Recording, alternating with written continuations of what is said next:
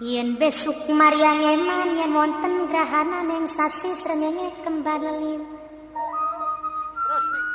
Lintang alit gumlareng siti.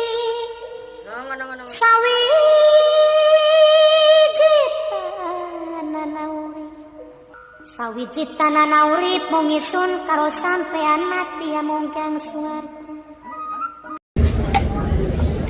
Assalamualaikum warahmatullahi wabarakatuh. Bismillah. Alhamdulillah. Wassalatu wassalamu ala sayyidina wa maulana Muhammad Rasulillah wa ala alihi wa sahbihi wa man tabi'a sunnatahu wa jama'atah min yaumina hadha ila yaumil ba'thi wa naqah. Ashab al-fadilah, sahadat ulama wal masyayikh, ashab al-ma'arif, ashab al-sufiyah, ashab al-madaris, ketua cabang NU Indramayu Ustadz Mustafa Ma'azzallah, MWC Jatibarang, NU Muslimah Fatayat, dan lain-lain. Hafizahumullah, Bapak Camat Indramayu Jatibarang, Bapak Kapolsek dan Ramil, Bapak Kepala Desa Pawidian dan seluruh jajarannya, tokoh masyarakat, sadati wa sayyidati, arisati, ashabi wa zumalai, abnai wa banati, ayyuhal hudur. 15 abad yang lalu dunia dalam keadaan jahiliyah. Di sebelah barat ada negara yang sudah maju, sudah punya agama Katolik, sudah punya kitab suci Al-Ahdul Jadid, The New Testament. Oh ya, Wakil Bupati Indramayu Pak Sarto Broni, amin mudah-mudahan. Di sebelah barat ada negara yang sudah maju, punya agama Katolik, punya kitab suci Bible, punya undang-undang, punya aturan, namanya negara Romawi. Tapi ada sisi jahiliyah yang sangat mengerikan, yaitu sistem perbudakan. Yang namanya budak lebih mulia anjing, lebih mulia binatang daripada budak. Itu disepakati oleh pembesar negara dan pembesar agama. Bahkan yang paling senang, pemerintah Romawi mengadakan acara namanya gladiator. Budak dan budak diadu di lapangan, ditonton oleh raja, pemimpin negara, dan pemimpin agama. Kalau sudah ada yang mati salah satunya, tepuk tangan, dianggap acara sukses. Kalau sudah ada yang mati, itu berarti ada jahiliyah, padahal sudah punya agama. Padahal percuma agama, percuma kitab suci kalau masih ada sisi jahiliyah. Pernah ada raja yang sangat zalim, namanya Kaisar Nero. Dalam sejarah dikatakan dia pernah membakar hidup-hidup kurang lebih 600 budak, ditancapkan di kanan kiri jalan, dan dia lewat di jalan itu sambil ketawa menikmati melihat 600 budak yang dibakar. Pernah ada pemberontakan oleh para budak dipimpin oleh seorang namanya Spartacus. Nih, kalau yang nonton film ada di filmnya ini, tapi film sejarah nggak apa-apa, bagus. Spartacus. Tapi pemberontakan itu sia-sia, tidak ada artinya menghadapi kekuatan negara. Semua diberangus, dibunuh budak-budak yang mencoba berontak itu jahiliyah sebelah barat. Sebelah timur ada negara besar sudah maju, punya agama namanya Zoroaster, punya kitab suci namanya Avesta Sandinista, punya undang-undang namanya kitab Hammurabi. Tapi sisi kegelapan jahiliyah sangat mengerikan. Kalau ada orang kecil salah melanggar hukum, dihukum sekejam-kejamnya, ditusuk pakai tombak, dibuang ke jurang, dimasukkan ke drum, dibuang ke jurang, dibakar hidup-hidup. Itu kalau rakyat kecil mencuri ayam. Tapi kalau yang melanggar hukum orang besar, keluarga raja, tetangganya raja, tukang cukurnya raja, tukang pijitnya raja, maka tenang-tenang saja, tidak ada hukum yang menimpa mereka. Ya harga identitas dia, itulah kira-kira. Itu namanya jahiliyah. Walaupun sudah punya agama, punya kitab suci, punya undang-undang, tapi kezaliman sangat merajalela. Di tengah-tengah antara barat dan timur ada bangsa Arab. 15 abad yang lalu bangsa Arab, bangsa yang sempurna jahiliyahnya. Rata-rata buta huruf, tidak bisa baca dan tidak bisa tulis. Rasulullah pun juga an-nabiyul ummi, tidak bisa baca, tidak bisa nulis. Yang bisa nulis waktu itu kira-kira 10 orang. Qus al-Ayadi, Umayyah bin Abi Salh, Antar al-Absi, Zuhair bin Abi Salma, Ka'ab bin Zuhair, itu yang bisa nulis kira-kira. Yang lainnya buta huruf. Dari sisi agama mereka sangat sesat, menyembah batu tanpa kitab suci, tanpa dasar teologi. Beda dengan orang Buddha, orang Hindu, nyembah batu ada kitab sucinya. Rigveda, Mahafat kita, kitab suci orang Buddha Hindu. Tapi kalau mereka orang Arab nyembah batu tanpa ada dasar teologi. Ketika itu berhala di sekitar Masjidil Haram ada 360, antara lain Hubal, Manah, Lata, Uzza, Ya'uq, Yaguth, Nasr, Suwa', Wad. Itu nama Tuhan mereka itu, antara lain. Semuanya 360. Likulli hizbin bima ladaihim farihun.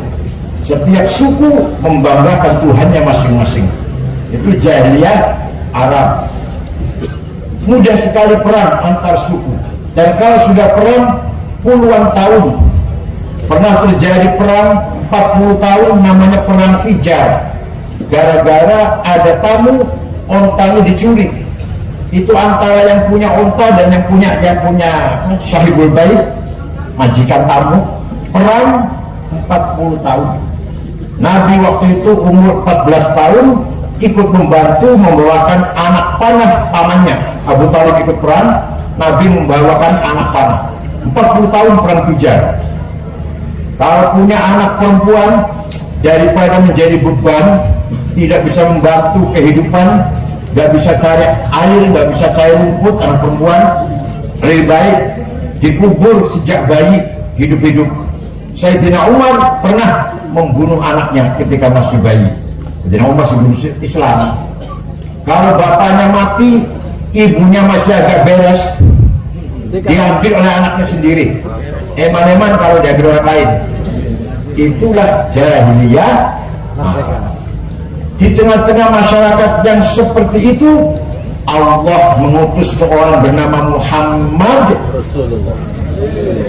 Nabi Muhammad lahir tengah-tengah masyarakat yang jahiliyah, yang biadab, membawa risalah Islam, risalah yang akan menyampaikan akidah dan syariah, juga menyampaikan akhlakul karimah, budaya dan peradaban. Itulah misi Islam. Sehingga agama Islam itu bukan hanya sholat, zakat, puasa, haji saja, bukan hanya rukun iman yang 6 saja, tapi membangun budaya, membangun akhlakul karimah, masyarakat yang berprestasi, masyarakat yang berakhlak, jujur, amanah, itu juga besar Islamnya. Percuma rajin sholat, percuma umroh tiap tahun kalau dia korupsi.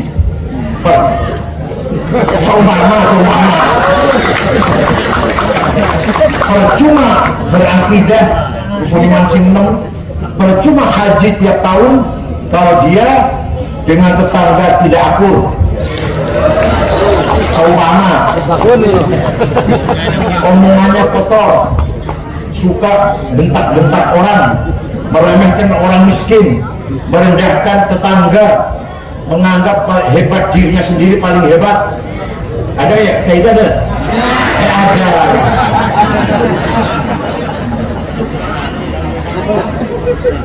Percuma akidah syariahnya benar kalau pendidikan tidak maju, kalau ekonomi tidak maju, kalau peradaban tidak maju, itu percuma. Maka Islam bukan hanya akidah syariah, tapi Islam dinus taqafah wal hadarah wal insaniyah. Islam membawa misi peradaban, budaya, dan kemanusiaan. Langkah yang diambil oleh Rasulullah dalam membangun masyarakat Arab, pertama kali menyampaikan Al-Quran. Walladzi ba'atha fil ummiyina rasulan minhum yatlu 'alaihim ayatihi wa yuzakkihim wa yu'allimuhumul kitaba wal hikmah wa in kanu min qablu lafi dhalalin mubin. Langkah pertama, Nabi Muhammad menyampaikan ayat-ayat Al-Qur'an. Itu langkah pertama. Oleh karena itu, para mubaligh, para khotib, para penceramah, kalau ceramah, kalau khutbah harus berdasarkan ayat Al-Qur'an. Jangan pidato kesana kemari sampai mungkuk. Tidak satupun ayat Quran. Aduh, itu bukan dakwah namanya, dongeng namanya. Jangan ngajak pidato kesana kemari tanpa berdasarkan Al-Quran. Nabi Muhammad pertama kali dakwah menyampaikan Al-Quran. Orang Arab semua heran. Kita semua tahu Muhammad yatim piatu, dari kecil menggembala kambing, tidak pernah sekolah, tidak pernah belajar, tidak pernah melancong. Tiba-tiba bisa menyampaikan kalam yang redaksinya sangat indah. Diakui itu sangat indah Al-Quran itu, dan isinya luar biasa. Muhammad bisa cerita Nabi Adam, Hawa di surga, kemudian melanggar undang-undang makan buah huldi atas godaan setan, diusir. Dari mana Muhammad bisa cerita? Baca nggak bisa, ngaji nggak pernah, sekolah tidak. Muhammad bisa cerita Nabi Nuh, banjir total yang selamat dari 80 orang. Muhammad bisa cerita Nabi Ibrahim dibakar oleh Nabukadnezar tapi nggak mempan. Muhammad bisa cerita Nabi Musa yang tongkatnya ajaib. Muhammad bisa cerita Nabi Isa yang bisa menyembuhkan orang sakit. Muhammad bisa cerita Nabi Yunus yang ditelan ikan. Dari mana Muhammad ini? Nggak pernah sekolah, nggak pernah ngaji, nggak pernah melancong, nggak punya pengalaman, nggak punya DSM, nggak pernah jadi wartawan, nggak pernah jadi penyiar radio, tapi tiba-tiba bisa cerita semuanya itu. Orang Arab semuanya terjemah. Nah, di sini ada pro kontra. Masyarakat jahiliyah hanya waktu itu hanya mengagungkan tiga macam orang. Pertama, syair, penyanyi. Kalau penyanyi terkenal, ada pasar malam, di situ lomba nyanyi, lomba syair, namanya pasar utas. Kalau yang juara nanti syairnya ditulis dan digantung di Ka'bah. Itu budayanya begitu. Nah, Muhammad itu ingin terkenal. Muhammad pengen terkenal, maka Muhammad nyanyi Quran, maksudnya Quran, nyanyi. Muhammad pengen terkenal, oleh karena itu Muhammad nyanyi terus, baca Quran maksudnya. Al-Quran menjawab tuduhan itu. Wa ma'allamnahus wa ma yanbaghi lah in huwa illa dzikrun wa qur'anun mubin yunziru man kana hayyan qul kafirin. Wa ma'allamnahu syi'ra. Saya tidak ngajari Muhammad bersikir dan tidak layak Muhammad menjadi penyair. Quran jawab, nggak benar tuduhan bahwa Muhammad itu penyair. Jadi masyarakat jahiliyah sangat-sangat mengagungkan penyair atau penyanyi. Kalau di Pawidea ada orang sangat mengagungkan penyanyi, berarti masih jawab keras, berarti masih ya senang penyanyi boleh asal sedang-sedang saja. Jangan lihat dangdut sampai gak sholat isya, gak sholat subuh. Itu jahiliyah itu. Tanda-tanda masyarakat masih jahiliyah, sangat keterlaluan mencintai penyanyi. Ya.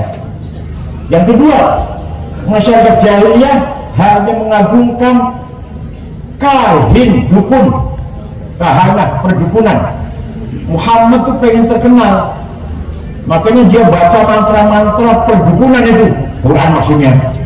Quran jawab, wa ma huwa bikahin. Muhammad bukan dukun. Quran yang jawab, Muhammad bukan dukun. Jadi kalau ada orang Pawidean masih suka sering datang ke dukun, berarti masih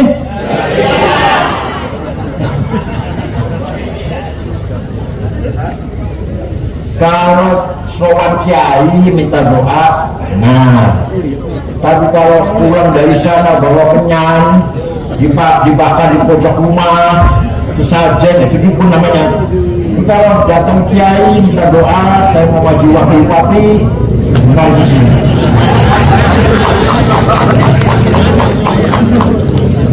Yang ketiga, masyarakat jahiliyah sangat mengagungkan sahir, tukang santet. Muhammad itu yang dibaca sihir itu, sihir dibaca Muhammad itu, sudah terkenal dia itu. Quran menjawab, wa yaquluna in hadza illa sihrun mubin. Quran jawab, wa ma yantiqu 'anil hawa in huwa illa wahyun yuha. Yang dibaca Muhammad bukan sihir, bukan karangannya sendiri, bukan bikinannya Muhammad sendiri. Muhammad nggak bisa bikin redaksi, tapi itu merupakan wahyu dari Allah Subhanahu wa Ta'ala. Jadi kalau ada orang Pawidean mendatangi dukun santet agar membunuh tetangganya, berarti masih ada nggak kira-kira? Bilang aja nggak ada itu, saya percaya. Jangan ya. Jangan. Sekali saja sampai yang mendatangi dukun ingin membunuh tetangganya atau lawannya, ibadah sampean 40 hari tidak diterima. Sholatnya, puasanya, baca Qurannya, sholawatannya, sedekahnya 40 hari. Kalau sampai mencoba ingin menggunakan mantra-mantra yang untuk mencelakakan saingan atau musuhnya, itu 40 hari ibadahnya tidak diterima. Paham betul? Dan Muhammad menyampaikan Al-Quran dengan sangat luar biasa. Beberapa orang menerima hidayah dari Al-Quran. Salah satu orang itu namanya Umar bin Khattab. Beliau meninggalkan kota Mekah berburu di padang pasir setengah bulan. Pulang dari berburu, mendengar adik kandungnya bernama Fatimah bintil Khattab dan suaminya Sa'id bin Amr bin Nufail masuk Islam. Umar marah, bukan kepreman kira-kira, marah. Apa-apa habis saya masuk Islam itu, saya datang ke rumahnya, saya tempelin. Sampai di pintu rumah adiknya lagi baca Quran. Bismillahirrahmanirrahim. Taha ma anzalna 'alaikal Qur'ana litashqa إلا تذكرة لمن يخشى تنزيلا ممن خلق الأرض والسماوات العلى الرحمن على العرش استوى. Wahai Muhammad, artinya wahai Muhammad, tidak sekali-kali aku turunkan Quran kepadamu membuat kamu celaka, tapi Quran semata-mata peringatan dari Tuhan yang menciptakan bumi dan langit. Dialah Ar-Rahman yang menguasai alam jagat raya ini dari aras sampai ke ujung alam. Itu Umar mendengar bacaan itu lumpuh, lemes, kedingin. Yang tadi mau nempelengin adiknya, malah jangan nempelengin, malah gak ada tenaganya malah. Akhirnya Umar masuk ke rumahnya adiknya, ikut baca kertas yang dibaca adiknya itu. Setelah itu tanya, Aina Muhammad, di mana Muhammad sekarang? Di sana di jihad, di rumah Al-Alqam bin Abil Alqam. Umar lari, ketok pintu, Nabi sedang dengan para sahabat di dalam rumah Al-Alqam bin Abil Alqam. Nabi membuka pintu, Umar masuk, langsung merangkul Rasulullah dan mengucapkan 2 kalimat syahadat. Ini doanya Nabi Muhammad dikabulkan, yang selalu berdoa, Allahumma qawwil Islam bi ahadi umarain. Ya Allah, kuatkanlah agama Islam dengan salah satu Umar. Kalau enggak Umar bin Khattab, Amr bin Hisham, siapa? Abu Jahal, Abu bin Hashim. Salah satunya saja masuk Islam, kuat Islam ini. Kalau enggak Umar bin Khattab, Amr bin Hisham. Hidayah turun pada Umar bin. Setelah Sayyidina Umar masuk Islam, apa kata Sayyidina Umar? Ya Rasulullah, dari para sahabat-sahabat, rekan-rekan, mulai sekarang sholat ngaji di masjid, jangan takut ada saya. Di Madinah ada yang gitu nggak? Ada ini. Jangan takut ada saya. Ada nggak gitu? Barang siapa, kata Umar, barang siapa yang ingin istrinya jadi janda, yang ingin anaknya jadi yatim, silahkan lawan saya. Ya barang siapa ingin mati lah, nanti istrinya jadi janda tuh, anaknya jadi yatim. Barang siapa yang ingin istrinya jadi janda, barang siapa yang ingin anaknya jadi yatim, lawan saya. Gak ada yang berani itu satu kota Mekah. Ada misalnya kayak gitu, ada nggak? Ada ya?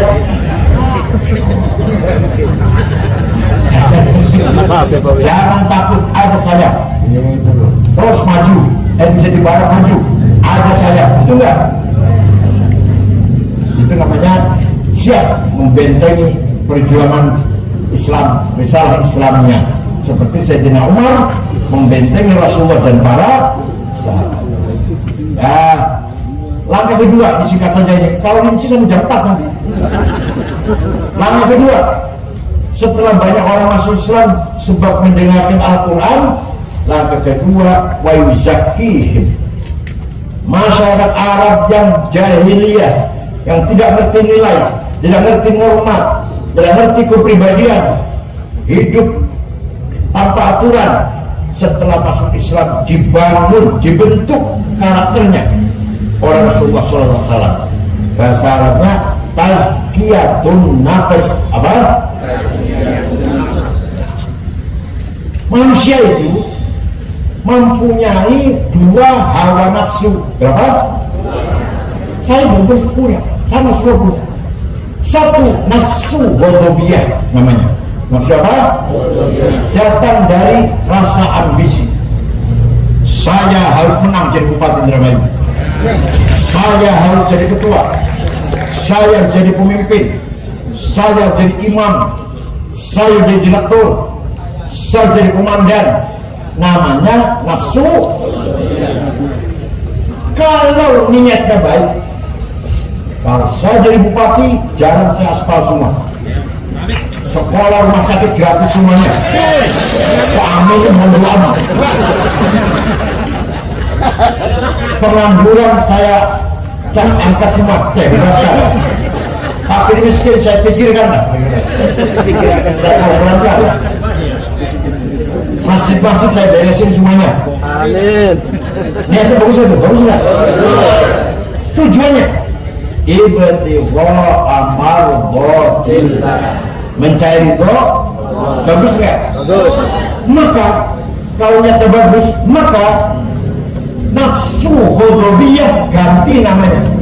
Namanya himmah. Apa namanya? Himmah. Manusia harus punya himmah. Harus kuat himmahnya.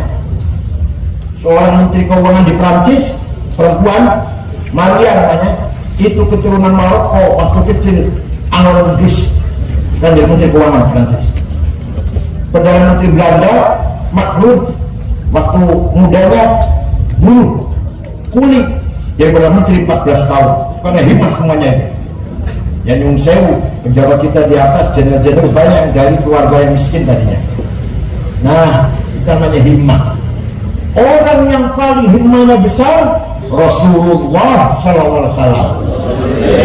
Muhammadun qaimun lillahi buhimami, Muhammadun sadiqul aqwali wal kalimi, Muhammadun thabitun mithabi hafidhuhu, Muhammadun tayyibul akhlaqi wasyiyami.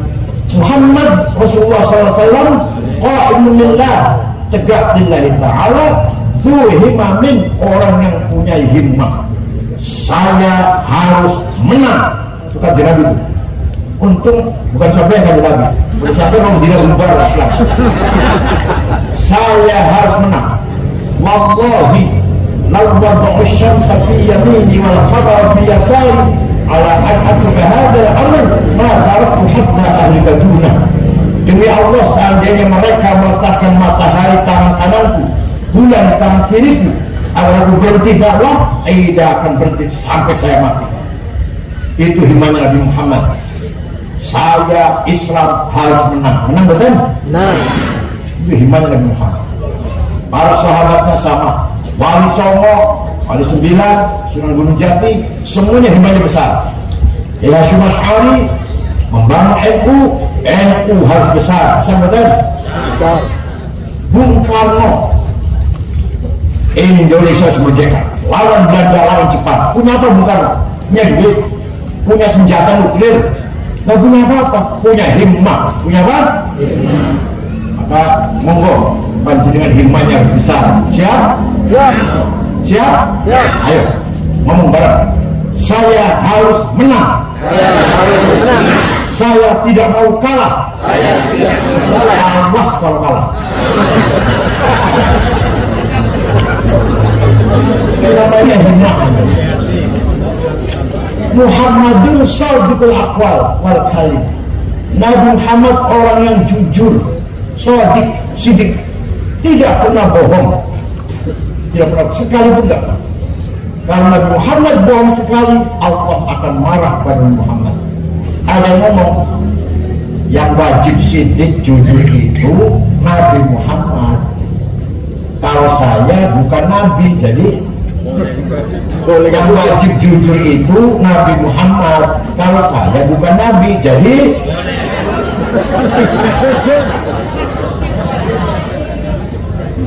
sifat sidik nomor 1 ini harus dimiliki para pejabat. Gara-gara hilang sifat sidik, minyak goreng hilang. Gara-gara hilang sifat sidik, 8 triliun kominfo hilang. Gara-gara hilang sifat sidik, PT Timah kerugian 300 triliun. Kalau diberikan pupuk coba berapa saudara? Masalah sidik hilang, masalah hilang sifat sidik. Ya saya pun maklum, kita nggak cari malaikat, cuma kita punya dosa lah. Mau aja teman-teman. Nih, soal pejabat niatnya baik, kok tergoda setan, ya belok lah, itu mudah istighfar. Tapi kalau dari awal direncanakan, ya beberapa bulan sebelumnya direncanakan mau korupsi, kemudian korupsi, setan geleng-geleng kepala. Pintar banget orang-orang, saya aja nggak bisa itu. Jadi yang korupsi sudah direncanakan itu Syaikhus Syayatin, gurunya setan. Kalau setan bisa yang apa? Yuwaswisu. Kita mau bener digoda. Niatnya dari awal bener maunya, di tengah-tengah digoda setan, ya. Merasa dikit-dikit, salah dikit-dikit. Tapi kalau kesalahan direncanakan, bikin proposalnya, bikin rencananya 6 bulan yang lalu, wah setan aja harus diguruin. Saya nggak bisa berproposal sama setan. Wah langsung. Muhammadun sabitul mitsaq. Nabi Muhammad kalau janji tepat, tidak pernah merasa kalau janji. Jangankan dengan sesama Islam, dengan orang Yahudi kalau janji tepat, dengan orang Muslim kalau janji tepat. Berapa weekend kalau janji tepat?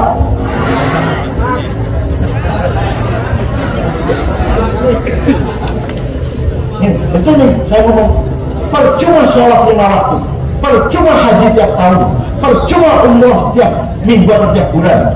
Kalau janji nggak pernah tepat, kalau ngomong bohong dengan tetangga nggak akur, percuma tadi itu. Paham bukan?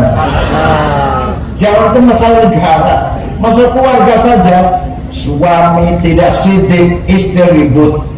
Istri tidak sidik, gak jujur, suami kira-kira banyak mana yang tidak sidik, suami apa istri?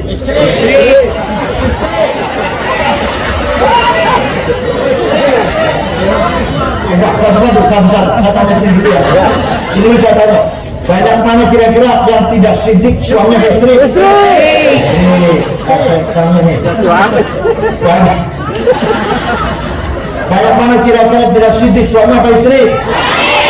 Berarti dua-duanya gak ada sidik.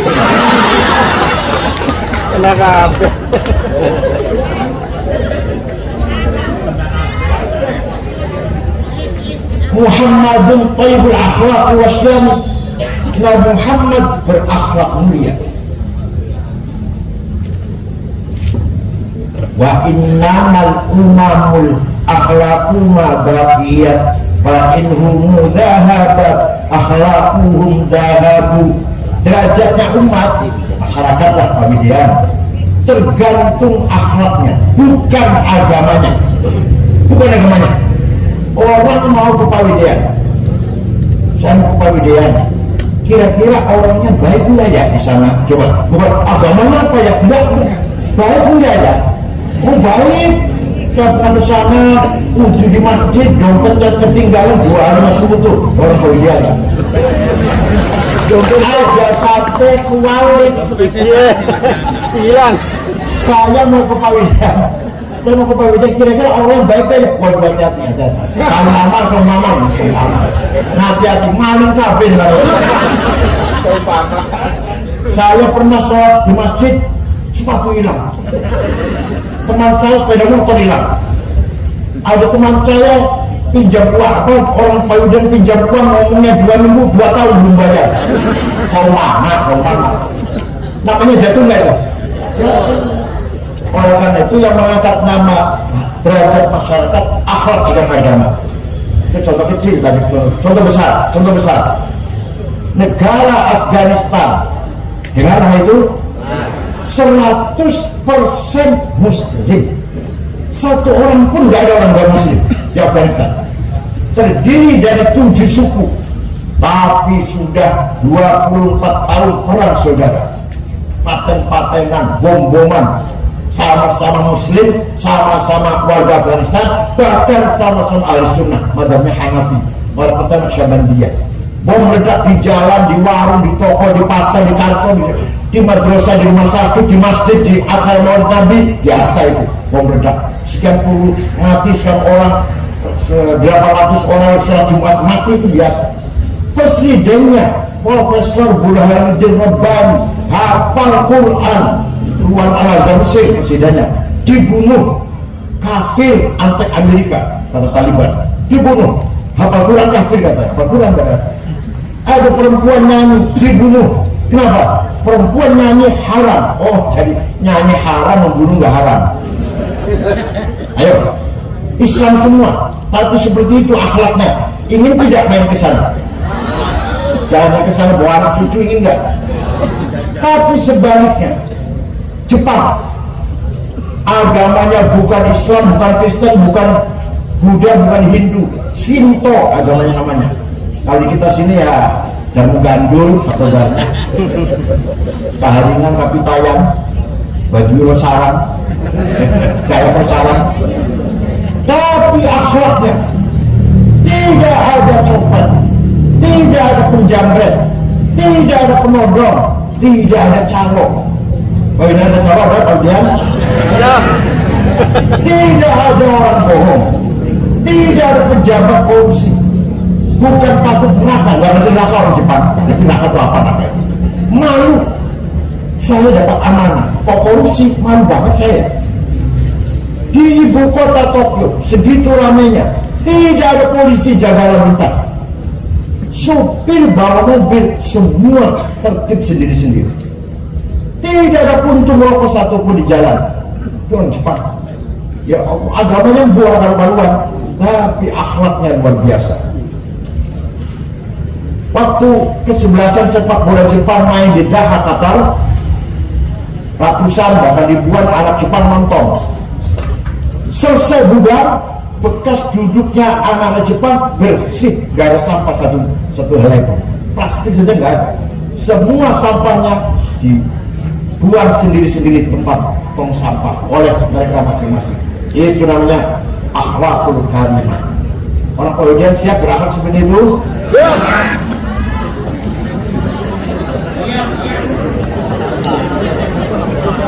Wala tahinu wala tahzanu wa antumul a'launa in kuntum mu'minin.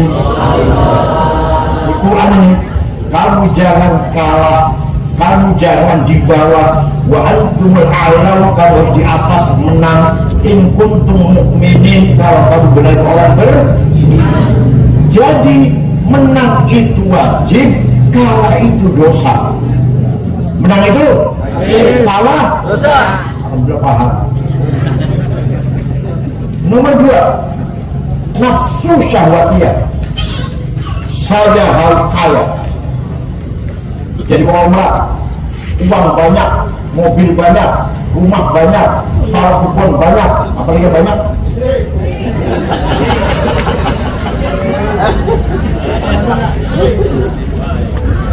Syahwat bukan hanya libido, kesenangan, senang makan enak, tidur enak, kemana-mana mobilnya bagus, enak, duitnya banyak, namanya syahwatiyah.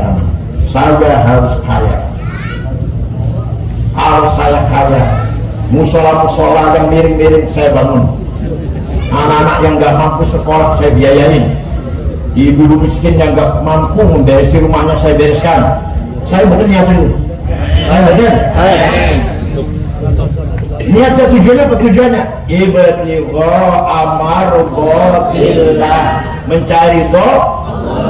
Maka nafsu syahwatiyah itu ganti namanya, bukan nafsu namanya, azimah. Apa? Kalau tadi sekarang ala qadri ahli al-azmi ta'til azaimu wa ta'ti ala qadri kiramil makarimu fatakburu fi aini as-sawiri sigharuha wa tasgharu fi aini al-'adhibil 'adhaimu. Makarim, azaim, kemuliaan harus diraih dengan azimah. Tidak boleh mundur. Kalau usaha, kalau bisnis, kalau kerja keras, tidak boleh malas. Malam bangun tahajud jam 3, setelah tahajud baca Alif Lam Sajdah sekali, Yasin sekali, Waqiah 3 kali, Tabarak sekali, istighfar 100, sholawat 1000, sholat subuh, setelah subuh cari uang sampai zuhur, sholat zuhur, makan siang, cari uang sampai asar, sholat asar, cari uang sampai maghrib istirahat. Paham betul? Semuanya ibadah. Tahajud ibadah, bacaan ibadah, sholat subuh ibadah, cari uang ya. Sayyidina Utsman pernah sedekah gandum diangkut dengan 700 onta. Orang kaya berarti. Sayyidina Utsman orang kaya. Sedekah gandum diangkut dengan 700. Syekh Abdul Qadir Al-Jilani Mireng namanya ku Sultan Aulia, Sultan Arifin, Wali Kutub Sultan sekarang. Syaikhul Jilani, Syekh Abdul Hasan Asyadili, Hasan Rifai, dan Syekh Ahmad Badawi. Syaikhul Qadir Jilani orang Baghdad. Kalau mereka mau berziarah bulan yang kemarin. Suatu ketika ziarah ke kuburannya Imam Syafi'i di Mesir, berangkat ke Mesir. Setelah sampai di sana, melihat masyarakat sekitar kuburan Imam Syafi'i di desa Fustot namanya, Fustot Kairo, miskin, nggak punya rumah. Syekh Abdul Qadir Jilani beli tanah 10 hektar, diwakafkan untuk masyarakat sekitar kuburan Syafi'i. Sampai sekarang rusun ada tulisan berbangga Auqaf Syekh Abdul Qadir Al-Jilani. Syekh Abdul Qadir Jilani itu wali kaya roman, sampai wali duduk kaya tidak ngomong tak pelit ngaku ya. Saya tahu paling asal proposal waktu Kanjeng Nabi ini orang ningali lihat ada orang bangun dari kuburan besar tinggi orang. Setelah dilihat mukanya bolong, gak ada dagingnya, kropos. Nabi kaget, tanya pada malaikat Jibril, "Man wala Jibril itu siapa itu? Tinggi besar, kalau mukanya bolong, gak ada dagingnya." "Oh, niku umat kesampaian yang rajin bikin proposal." Kemenang ini. Aduh, yang rajin minta-minta, yang rajin suka minta-minta. Maka dari sing kuburan daging mukanya bolong. Ayo silakan. Ayo. Oleh karena itu etos mandiri, siap? Kiai Wahab diperintah oleh Kiai Hasyim menyebarkan NU tahun 30 sampai dengan Palembang, ketemu dengan Kiai Kamil Soleh asli orang Semarang, berdiri NU di Palembang. Menes, Pandeglang, Banten, ketemu dengan Kiai Abdurrahman, berdiri NU di Menes. Bogor, Ajengan Pajentongan, Ajengan Abdul Hamid, berdiri NU. Betawi, Gunung Marzuki, Cipinang Muara, berdiri NU di Jakarta. Cirebon, Kiai Abbas Buntet, berdiri NU di Cirebon. Semarang, Kiai Ridwan, Lasem, Mbah Maksum, Kudus, Raden Asmawi, Cepu, Kiai Usman, Lombok Tengah, tahun 30, tahun 30-an, kayak pendaraannya, kayak suasananya. Itu Kiai Wahab muter-muter tanpa proposal, uang sendiri. Itu namanya pejuang yang atas perintah Mbah Hasyim menyebarkan ulama. Malah kita gedongan ketemu oleh Kiai Said, Mbak Buyut pula, Buntet, Kiai Abbas, Kiai Nangun, Kiai Syatori, Kebabakan, Kiai Amin. Kiai Wahab ongkos biaya sendiri tanpa proposal. Kenapa? Karena kaya Kiai Wahab. Wah kaya, bisnis, pedagang, orang Surabaya lahir tapak beras, tapi orang Surabaya tinggalnya. Itu Kiai Wahab. Jadi kaya itu penting, kaya itu penting, betul kaya. Ayo bunyi bareng. Saya harus kaya. Saya tidak mau marah. Awas kalau saya masih disini. Dan perintah Allah bu. وَلْيَخْشَى الَّذِينَ لَوْ تَرَكُوا مِنْ خَلْفِهِمْ ذُرِّيَّةً ضِعَافًا خَافُوا عَلَيْهِمْ فَلْيَتَّقُوا اللَّهَ وَلْيَقُولُوا قَوْلًا سَدِيدًا. Jangan sampai kamu mati meninggalkan anak cucu yang melarat, diafan. Ayo usahakan pada kita mati, anak cucu ngambil warisan yang cukup sejahtera, yang cukup banyak. Saya mati meninggalkan warisan yang sawah luas, uang banyak, sehingga anak cucu kita sejahtera. Quran perintah. Jadi kaya itu wajib, melarat itu dosa. Kaya, melarat, walaqad katabna fi zaburi min ba'dil dzikr annal arda yarithuha ibadiyas shalihun. Tambang yang ada di bumi, kekayaan bumi untuk hamba-hambaku yang soleh, Mupawidian yang soleh-soleh. Nikel, batu bara, mangan, boksit, granit, tembaga, biji besi, emas, berlian, minyak, gas, uranium, timah, tarium. Itu untuk sampai yang soleh. Ternyata daftar 50 orang kaya, nomor 1 Prayogo Pangestu, uangnya 1.150 triliun. Nomor 2 Budi Hartono yang punya Rokok Jarum Bank BCA, duitnya 950 triliun. Nomor 3 Eka Cipta Sinarmas, 750 triliun. Nomor 4 Anthony Salim, anak Lim Silion.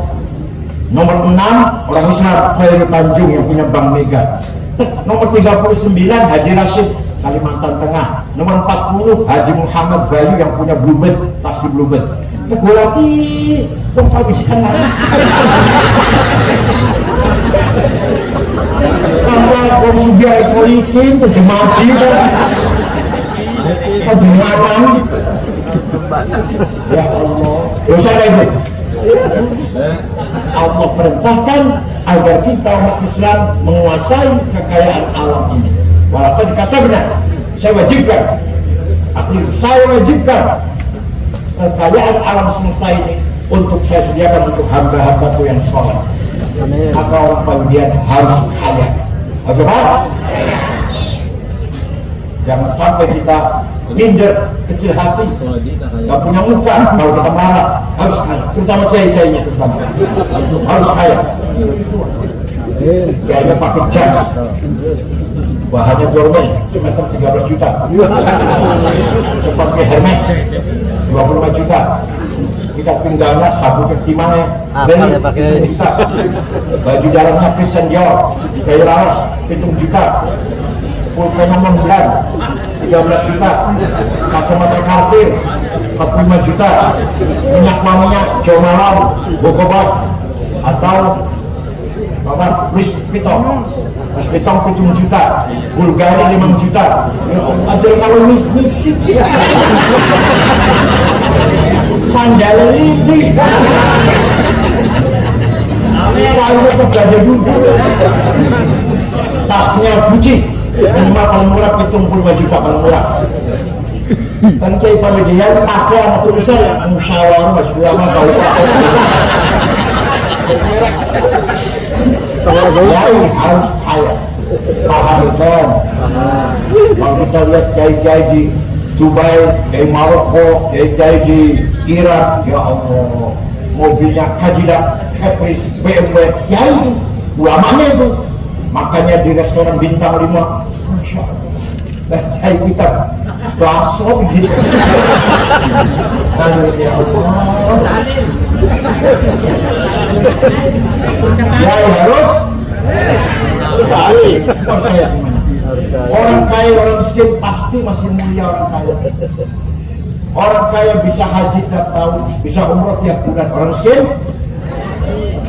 orang kaya bisa ziarah Baghdad. Saya baru ziarah ke Baghdad bulan kemarin. Ziarah tentang Sayyidina Ali, Najib, Sayyidina Husain, Karbala, Imam Abu Hanifah, dan Imam Syafi'i Qadir Jilani, Imam Ahmad bin Hanbal, Imam Daraqutni, Imam Al-Qalqi, sahabat Salman Al-Farisi, sahabat Hudzaifah bin Yaman, Jabir bin Abdullah. Saya ziarah 4 hari di Baghdad. Orang kaya bisa kemana-mana. Ke Turki, ziarah ke Maulana Jalaluddin Ar-Rumi, sahabat Abu Ayyub Al-Ansari. Ke Mesir, dari Syafi'i, Sayyidina Husain. Ke Maroko, Syekh Tijani, Syekh Abdul Salam bin Masjid. Ke Aljazair, Syekh Abdul Qadir Al-Maut. Kami punya uang kemana-mana bisa. Yang baru ziarah mana? Yang baru ziarah mana?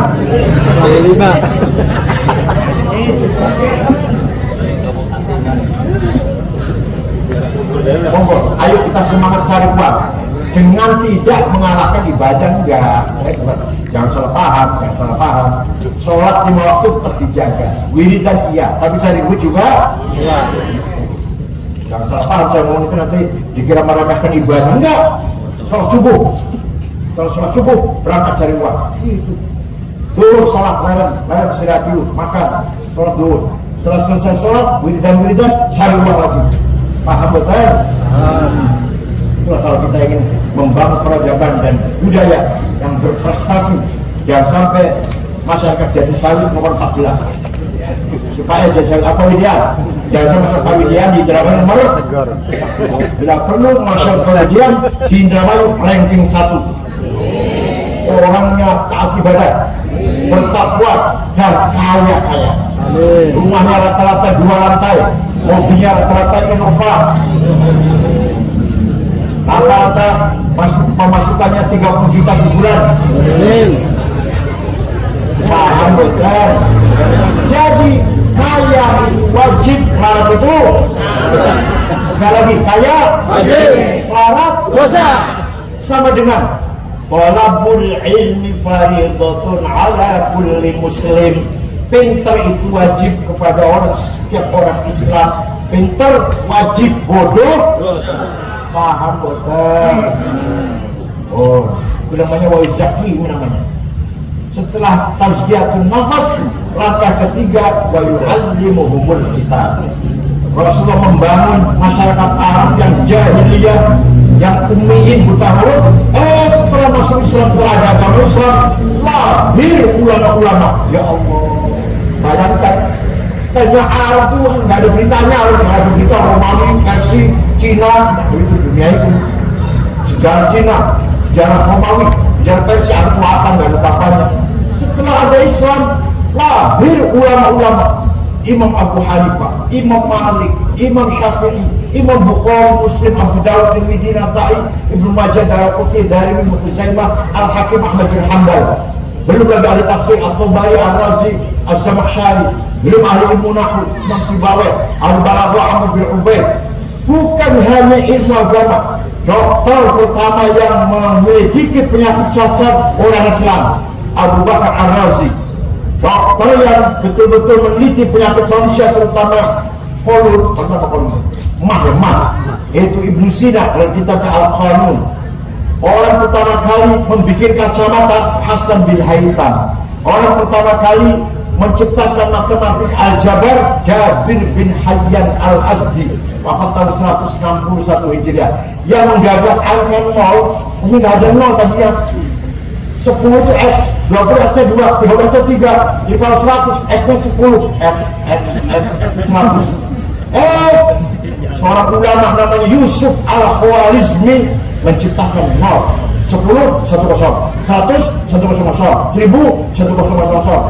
Kapan nggak itu? Kapan? Dulunya coba 10 X, 10 artinya, 20 X-nya 2, 30 X-nya 3, 100 X-nya 10, X 100. Betapa sulitnya itu.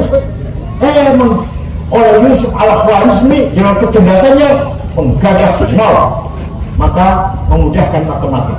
Orang pertama kali menggagas ingin terbang Abbas bin Farnas, pertama kali terbang. Orang pertama kali menggagas alat musik organ Abu Nasr Al-Farabi. Saya punya kitabnya Al-Musiqal Kubra Tebal, The Big of Music. Jadi saya nggak bisa baca ke musik-musik, ke balok-balok. Yang pertama kali menggagas alat musik organ Abu Nasr Al-Farabi. Orang pertama kali menyelidiki ruang angkasa Abdul bin Hawfal. Orang pertama kali menyelidiki peredaran darah dalam tubuh manusia Abdurrahman bin Nafis. Walhasil abad kedua, 3, 4, 5 Hijriah, umat Islam memegang peradaban dunia. Kalau sekarang Amerika, dulu Baghdad, negara paling maju itu, pusatnya ilmu, pusatnya peradaban. Waktu itu abad 2, 3, 4, 5 Khalifah Harun, Makmun, Mu'tasim, Waqid, Mutawakil. Itu khalifahnya pegang waktu itu. Luar biasa Islam maju sekali. Lahir Ibnu Sina, Al-Farabi, Al-Kindi, Al-Ghazali, dan seterusnya. Paham betul? Itu namanya wa yu'allimuhumul kitab. Tapi ilmu itu tidak ada gunanya. Ilmu tidak ada gunanya kalau tidak wal hikmah. Apa? Hatinya bersih, hatinya panjang, hatinya bersih dari amrod qalbiyah, baru ada gunanya ilmu itu. Kalau hanya ilmu saja, belum ada kurang, gunanya kurang. Tapi ilmu yang manfaat berguna, kalau dibarengi dengan hati yang bersih. Ayo hati kita bersihkan dari muhlika. Nomor 1, takabur, sombong. Nomor 2, hasud, dengki, iri. Nomor 3, adalah permusuhan. Nomor 4, baghdha, kebencian. Suudzon, ujub, riya, sum'ah. Betul-betul nulis semua betul-betul betul. Hati harus bersih. Diisi dengan hal-hal yang munjia, yang menyelamatkan. Taubat, warok, zuhud, sabar, tawakal, ridho, syukur, mahabbah, tetapi ma'rifat. Namanya munjia. Kalau takabur itu namanya muhlika. Paham betul? Orang yang hatinya bersih akan mendapatkan nurun mubashir ya'dibullah ala qalbi man yasha. Orang hatinya bersih akan mendapatkan bisikan dari Allah langsung. Contoh Gus Dur, contohnya Gus Dur baru saja dioperasi, syaratnya kepala dan dioperasi di kamar. Kita tungguin pelan-pelan 5 orang. Saya, Pak Muhaimin Iskandar, Pak Saifullah Yusuf, Ketua Golkar Jawa Tengah Haji Wisnu namanya, Menteri Koperasi Cakar Walidaya, masih paham tuh. Kita ngobrol pelan-pelan. Tiba-tiba Gus Dur ngomong, "Mengko aku bakal jadi presiden." Kita awalnya kaget, Gus Dur udah konsep ini. Yang ngasih tahu siapa? Siapa yang ngasih tahu Gus Dur mau jadi presiden? Manusia. Buku yang ngasih tahu, kitab. Enggak. Itu namanya nurun mubashir yang bertemu Allah gimana? Itu namanya hikmah. Paham betul?